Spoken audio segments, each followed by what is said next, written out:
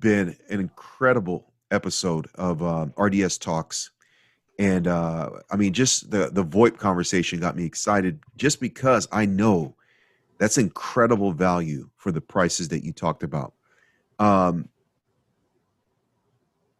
I know that there are still people out there, right, that are running offices, running schools, running health centers, and they're like, look, I need the VoIP. I need a lot of your services, RDS team, but I'm stuck in a copier and a printer that basically, I've been paying a lease for so many years, and now I just realized that I'm overpaying. You know, the machine is worth $2,000 or $10,000, and I've paid already $15,000, $20,000. Or they realize that they receive misleading information by their sales rep that represents that leasing company or that printer copier company, or minimal information about their options. You know, you think about a car, right? You're able to buy the machine after, you know, a lease buyout. You know, what do you say as someone who's been in this industry for over 35 years, is an expert and knows pretty much a lot about leases and these machines? What do you say to that kind of person that is asking these questions and is feeling a certain way about their? Well, you know, there's a lot of areas of that question, and I wanted to kind of address it, you know, a little bit at a time. But we totally embrace leasing. Leasing is the smartest way to do equipment acquisition. Because it's a depreciating asset, right? Exactly. So, yeah. Number one is we've always said, you buy what appreciates, you lease what depreciates. The lease, the proper lease, is what we call an operational lease, which basically you can deduct its cost from your monthly operating expenses. Therefore, it minimizes your tax exposure. So I would always encourage leasing, okay?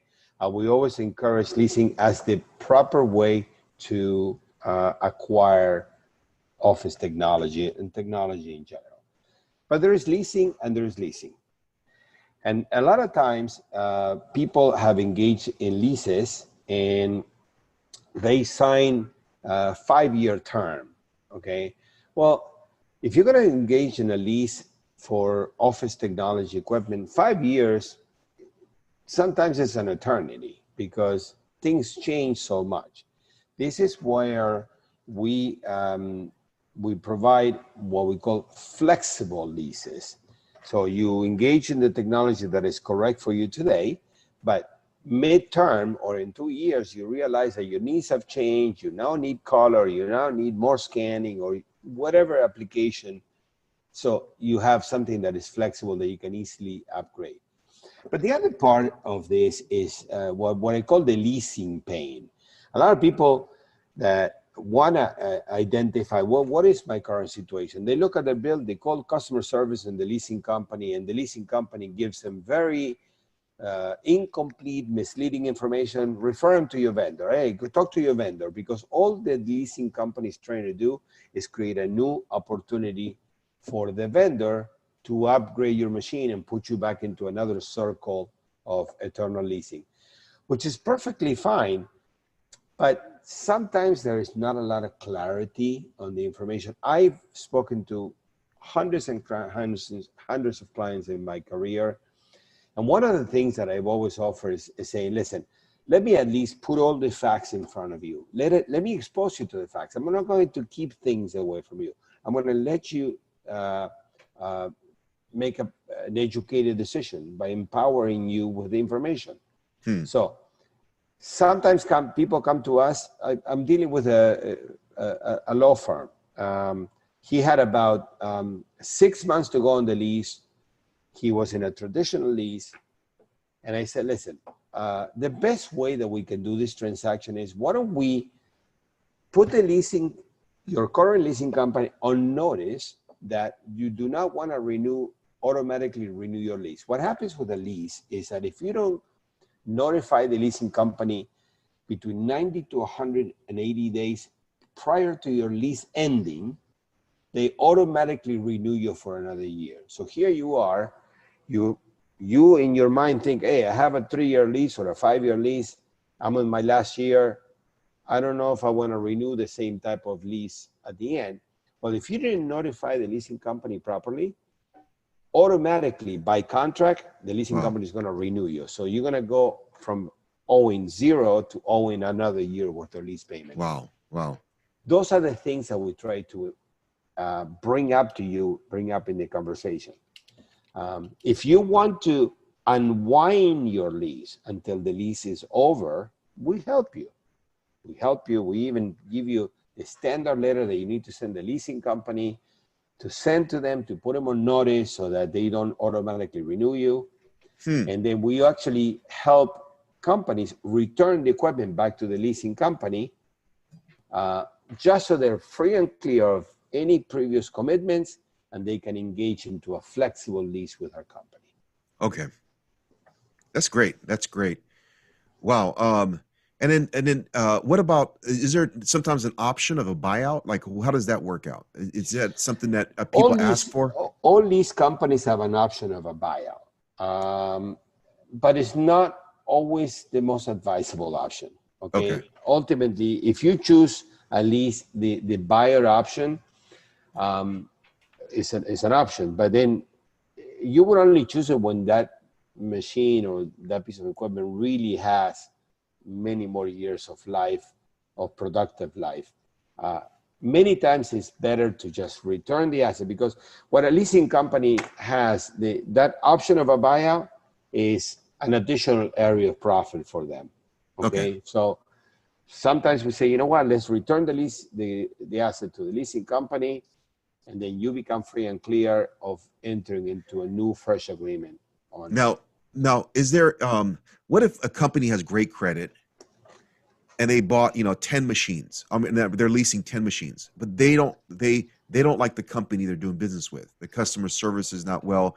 I know that RDS's growth has been through the customer service, as your 5.0 over hundreds of Google reviews, your A+ BBB rating, and just the fact that you guys are Inc. 5,000 fastest growing company, I think says a lot objectively. And so they want to do business with a better partner. They like the way you treat them, the way you respect them, listen to them, consult them.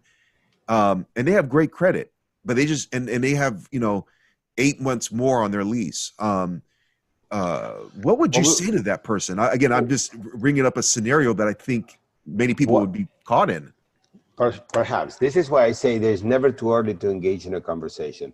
So don't wait until you think it's the right time to engage us. Engage us, even if it's early, because if it's too early, we'll advise you. But we have programs built within our offering in which we can actually, through benefits that our manufacturer give to us, okay, we can actually buy out the balance of a competitor's lease. So let's say, assume, for example, that you have 8 months to go on your lease. You wish you could upgrade your piece of equipment, but you're committed to those next 8 months. I present that case to the manufacturers that support us, Rico, brother, and what they do is they give us marketing dollars so that we can utilize those marketing dollars to buy out the balance of those competitor agreements. Ultimately, it wouldn't cost you anymore. So you end up with a new piece of equipment, and we utilize the dollars that our companies, our suppliers give us to buy out those competitive agreements. So what I say to you is just consult with us. We'll analyze it. Every case is different, okay? If you're not satisfied with the actual, let's say you're leasing a piece of equipment, it's one of the ones that we could potentially service. If we can service a piece of equipment and just provide you the service agreement while you still pay the asset to the leasing company, we also can do those things. Again, It's a conversation that we need to have. Okay, so you hit me twice today with a boom of good news. Not only did your VoIP conversation and some of the information I learned about the software, the mobile phone capacity with your VoIP packages, but now, I did not realize you guys were so creative in helping people out, and so again, I'm totally excited about how this is going to help people that feel stuck in a bad relationship or with a bad product and they don't see any way out. Because for some businesses, paying $300 a month, $200 a month, or $3,000 a month for multiple machines and being stuck is a horrible feeling. And so what I love about what you're saying is RDS like to be part of that problem solving with you as a client. So thank you, Gustavo. Okay, well, thank you, Jack, for the questions. We really look forward to advising people. Again, we're all about bringing value and putting ourselves in our customer shoes. Appreciate it. Thank you.